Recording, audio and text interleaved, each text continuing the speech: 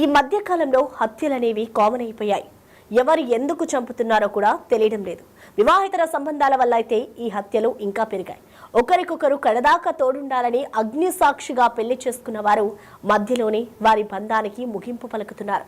ఆలోచించి సర్ది చెప్పుకునే సమస్యలను చావుదాకా తీసుకెళ్లి తీరని విషాదాన్ని మిగిల్చుకుంటున్నారు. ఇలాంటి ఘటనలు మనం ఎన్నో చూసాం. తాజాగా ఇలాంటి ఘటనే ఒకటి సంచలనంగా మారింది.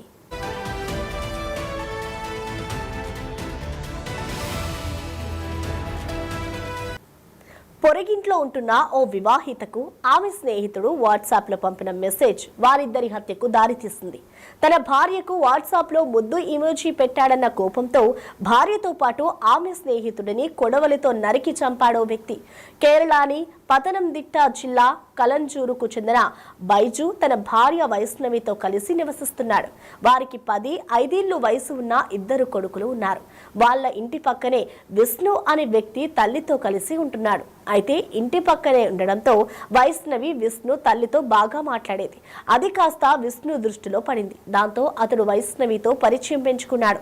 ఇంటి పక్కనే కదా ఉండేది, ఎప్పుడైనా ఏదైనా అవసరం వస్తుందని అనుకొని వైష్ణవి ఫోన్ నెంబర్ తీసుకున్నాడు. ఇక్కడే అసలు సమస్య మొదలైంది.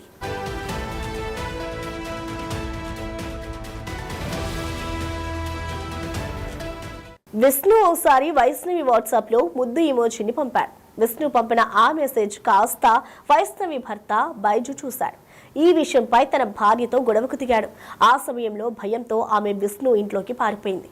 దీంతో అనుమానం ఎక్కువై కొడవలితో విష్ణు ఇంటికి చేరుకున్న బైజు భార్యను పెరట్లోకి లాక్కెళ్లి నరికాడు. బైజును ఆపడానికి వెళ్లిన విష్ణు పైన కూడా దాడి చేశాడు. స్థానికులు హాస్పిటల్ కు తరలిస్తుండగా మార్గ మధ్యలోనే వారిద్దరూ ప్రాణాలు విడిచారు.